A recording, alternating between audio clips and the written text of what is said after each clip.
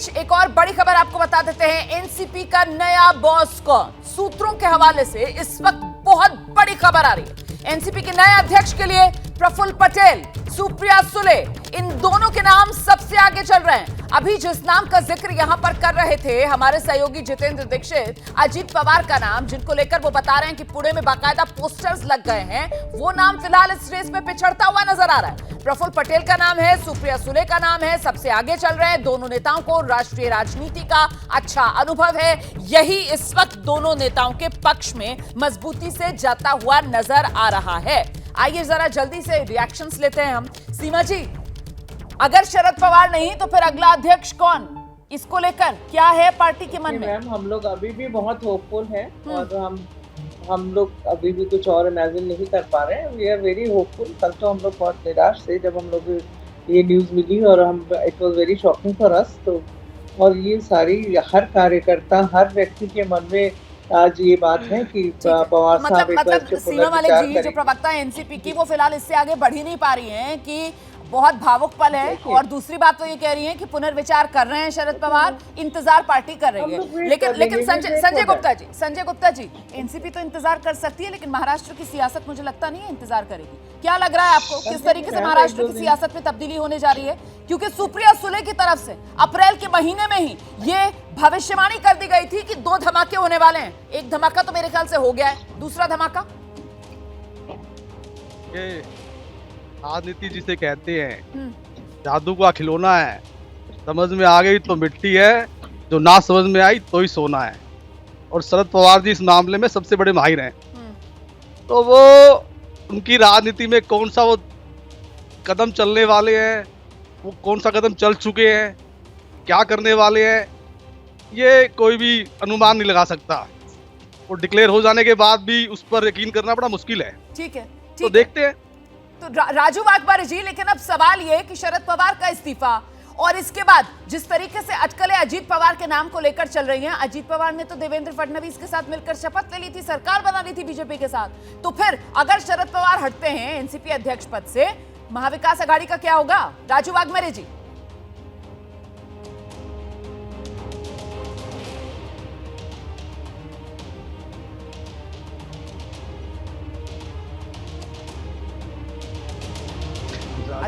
जी कुछ भी कहने के लिए तैयार नहीं है। आज उनके पास कोई सब्जियों का कोई लेना देना नहीं है। आघाड़ी का कुछ भी फर्क गिरेगा नहीं। पार्टी का जो आइडियोलॉजी है वो भाजपा के खिलाफ है। तो अगर शरद पवार भी हट जाते हैं अध्यक्ष पद से, तो जो भी राष्ट्रवादी का अध्यक्ष बनेगा उसका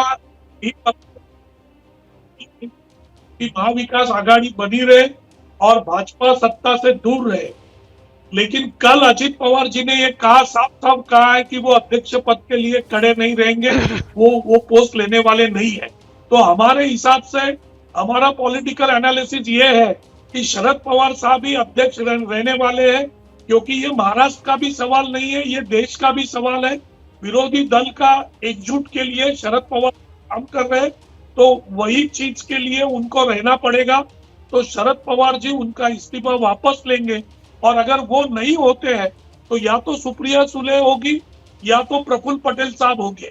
अजीत पवार साहब ने तो खुद कहा है कि वो अध्यक्ष नहीं बने रहे। आपकी बात सुनकर ना, आपकी बात सुनकर श्वेता शालिनी जो है वो बहुत मुस्कुरा रही हैं, क्योंकि श्वेता शालिनी यहाँ पर बीजेपी मतलब जो आस लगाए हुए थी कि शरद पवार नहीं तो अजीत पवार, और अजीत पवार तो देवेंद्र फडणवीस के साथ मिलकर पहले ही शपथ ले चुके थे, तो वो मौका हाथ से फिसल रहा है बीजेपी के और आप मुस्कुरा रही हैं, ऐसा कैसे? बिल्कुल नहीं, ये उनके घर का मामला है। देखिए ऐसा है, हालांकि पार्टी भाई भतीजेवाद पे चलती है, लेकिन फिर भी मैं तो ये उम्मीद कर रही थी कि सीमा जी भी कहेंगी कि एक महिला को मौका मिलना चाहिए। हर रीजनल पार्टी स्टेटिस्टिक्स कहती है, चाहे ममता दीदी देख लीजिए, चाहे जय ललिता देख लीजिए, चाहे मायावती जी देख लीजिए, महिला के अंदर अच्छा करती हैं। मेरी तो पर्सनली उम्मीद है कि सुप्रिया जी को मौका मिलेगा और मुझे लगता है कि हर महिला को इसके पीछे खड़ा होना चाहिए। सीमा जी तो मैं बहुत आश्चर्य नहीं सीमा जी, यहाँ पर शालिनी जी जिस जोर शोर के साथ सुप्रिया सुले के साथ बैटिंग कर रही हैं, कहीं इसके पीछे छिपी हुई मंशा बीजेपी की ये तो नहीं है कि सुप्रिया सुले और अजीत पवार के चक्कर में एनसीपी दो फाड़, शिवसेना तो पहले ही हो चुकी है, क्या टूट की तरफ तो नहीं बढ़ रही है एनसीपी इस अध्यक्ष पद की लड़ाई में?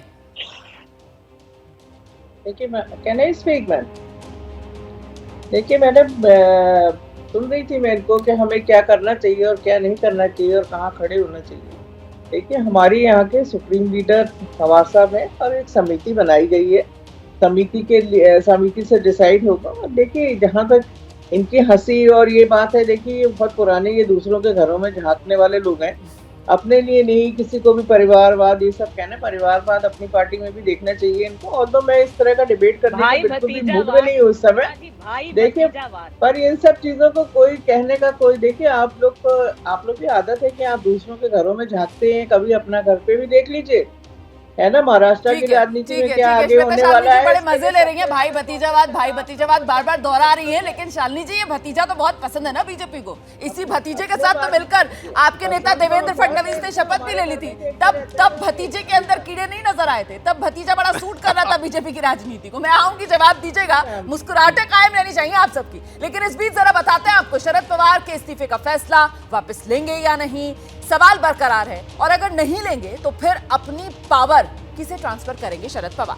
अब नजरें जो हैं वो इसी बात पर टिकी हुई हैं। लेकिन कल जब शरद पवार ने इस्तीफे का फैसला और उसका ऐलान किया, तो उसके बाद जब सुप्रिया सुले से सवाल पूछा गया, तो देखिए किस तरह उन्होंने मुस्कुराहट के साथ चुप्पी साध ली।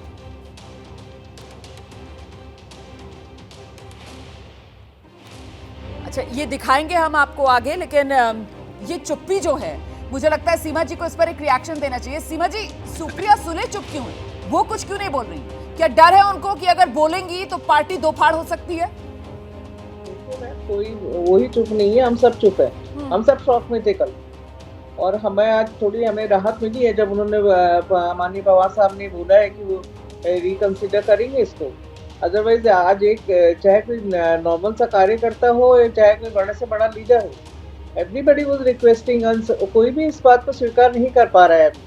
और इसीलिए आज हम लोग को थोड़ी राहत है। और मेरे ख्याल से बेकार की बयानबाजी करने का कोई फायदा नहीं होता है। अभी एक समिति बनी है और बहुत बड़े लीडर्स हैं, कुछ डिसीजन होगा जो भी सोच समझ के, तो I think we should wait for that. ठीक है, तो लेकिन संजय गुप्ता जी, सवाल मेरा ये है कि शरद पवार जैसा कद्दावर नेता, और 2023 जब हर तरफ से बिसात जो है वो 2024 के लिए बिछाई जा रही है, अगर उस वक्त इस्तीफे की बात करता है, तो फिर क्या इससे 2024 वो विपक्षी एकता वाला जो पूरा नैरेटिव सेट किया जा रहा है, उसके लिए धक्का नहीं है?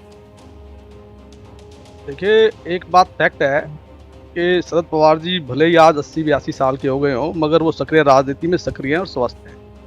वो मुझे नहीं लगता कि वो सक्रिय राजनीति से संन्यास लेंगे।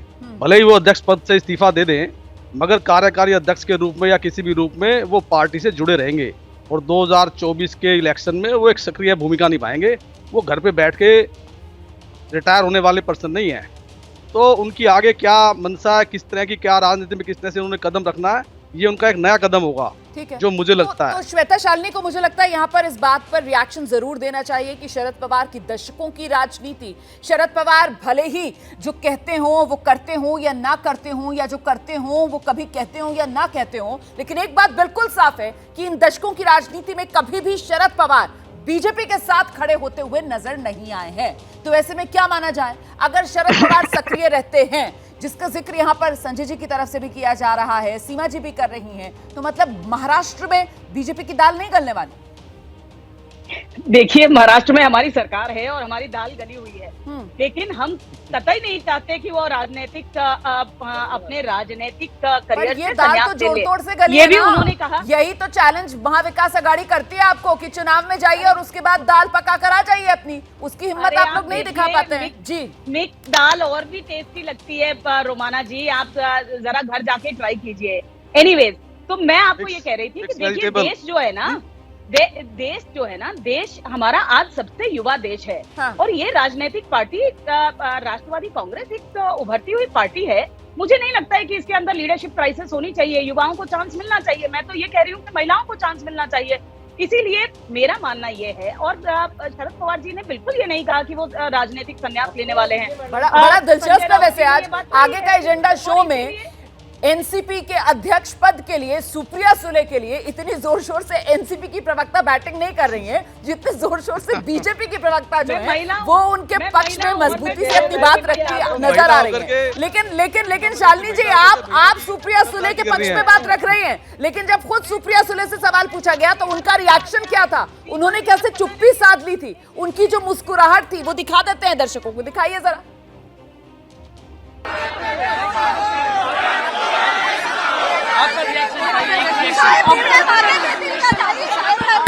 आपको लगता है कि साहब महेश आपकी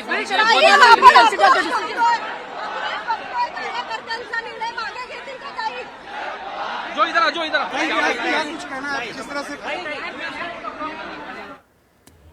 तो ये कल की तस्वीर हम दिखा रहे थे आपको। राजू वाघमारे जी, सुप्रिया सुले ने कुछ नहीं कहा। कौन होगा एनसीपी का अध्यक्ष? चुप्पी। क्या साहब मान जाएंगे? चुप्पी। आपको क्या लगता है इस चुप्पी का मतलब क्या है? क्या मान जाएंगे शरद पवार? राजू वाघमारे।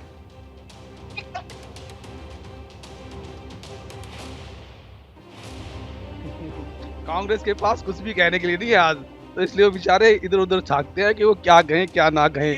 तो राजू वाघमारे जी की बात चली जाती है क्योंकि महाराष्ट्र की जो स्थिति है आज की, वो स्थिति में साहब को इतना जरूर मालूम है कि उनके तो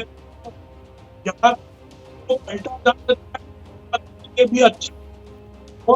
उसका जो इलेक्शन आ रहा है लोकसभा का, उसके लिए भी साहब इधर होना जरूरी है। और रही बात पूरे देश के विरोधी दल को इकट्ठा लाने की, उसके लिए भी साहब की जरूरत है। तो जिन्होंने उनका आधा लाइफ ये भाजपा और इनके खिलाफ निकाला हो और अभी जो इलेक्शन का मौका हो, तो उस वक्त साहब वो अध्यक्ष पद की कुर्सी छोड़ के बाहर नहीं जाएंगे। साहब वो इस्तीफा वापस लेंगे और साहब ही राष्ट्रवादी के अध्यक्ष बनेंगे। और अगर साहब नहीं बनते, चलो -1% अगर पकड़ा, तो उनकी जगह पे या तो सुप्रिया सुले अध्यक्ष बनेगी, या तो प्रफुल्ल पटेल साहब बनेंगे। ठीक है, ये तो दोनों के सिवाय जिस तरीके से महाविकास आघाड़ी के नेताओं की तरफ से शरद पवार, और अगर शरद पवार नहीं तो फिर या तो सुप्रिया सुले या प्रफुल्ल पटेल के नाम का बार बार जिक्र किया जा रहा है। इसके मायने सीधे सीधे यही है कि 2024 में किसी तरीके का फेरबदल महाराष्ट्र के सियासी गठबंधनों में नहीं होगा। लेकिन क्या वाकई में ऐसा होने जा रहा है, या फिर 2024 में महाराष्ट्र के अंदर सियासी गठबंधनों की तस्वीर जो है वो पूरी तरीके से बदल जाएगी? जैसे ही घड़ी का काटा दोपहर 2:30 पे आए, बबीता जी का दिल सास बहू साजिश के लिए मचल जाए। और ये है इनकी बहू, पूरे दिन ऑफिस की टेंशन हो जाए गॉन जब ये करें अपना फेवरेट शो फ्री टाइम पे ऑन। इनकी तरह आप भी देखें अपना फेवरेट शो अपने टाइम पर और डाउनलोड कीजिए एबीपी लाइव ऐप अपने स्मार्ट टीवी पर।